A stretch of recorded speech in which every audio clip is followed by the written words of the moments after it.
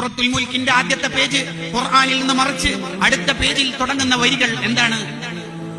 അള്ളാഹു ചോദിക്കുന്ന, സാമാന്യ ബുദ്ധിയുള്ളവർ ചിന്തിക്കേണ്ട ഒരു ചോദ്യം അള്ളാഹു ചോദിക്കുന്നുണ്ട്. വഅസിറു ഖൗലകും ഐ ഫിഅലകും അബിജറു ബി.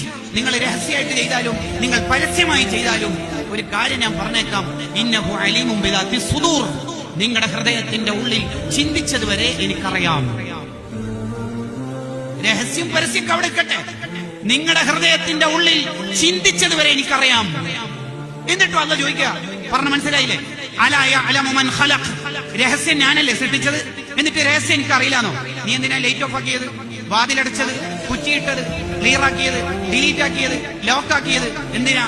കാണാതിരിക്കാൻ. ആര് കാണാതിരിക്കാൻ? ഉപ്പ, ഉമ്മ, ഉസ്താദ്, ജ്യേഷ്ഠൻ, ക്ലാസ്മേറ്റ്.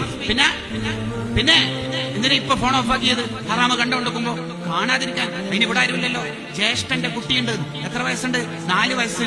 ഓനിക്ക് കണ്ടാ തിരിയോ? ഭയങ്കര സാധന ഉസ്താദേ, 4 വയസ്സാണെങ്കിലും എനിക്ക് എല്ലാം തിരിയോ? എന്താ കണ്ടത്? ഓഹോ, ആ 4 വയസ്സുള്ള കുട്ടിയുടെ വില പോലും നീ അല്ലാഹ് കൊടുക്കണില്ലല്ലോ അല്ലെ? അതാ അള്ളാഹ് ചോദിക്കണത്. അലാ യഅലമു മൻ ഖലഖ്. എടോ, ഞാനല്ലേ രഹസ്യം സൃഷ്ടിച്ചത്, എന്നിട്ട് എന്നെ നിനക്ക് രഹസ്യത്തിൽ ചിന്തയില്ലാന്നോ? പിന്നെന്ത് മുസ്ലിമാണോ? പിന്നെങ്ങനെയാ നീ മുസ്ലിമായിട്ട് മരിക്കുക? അതാ ഇബ്നു റജബുൽ ഹംബലി തങ്ങൾ പറഞ്ഞത്, പലരും ഈമാനില്ലാതെ മരിച്ചു പോവാനുള്ള കാരണം രഹസ്യത്തിൽ അള്ളാഹുവിന്റെ ശത്രു, പരസ്യത്തിൽ അള്ളാഹുവിന്റെ മിത്രു.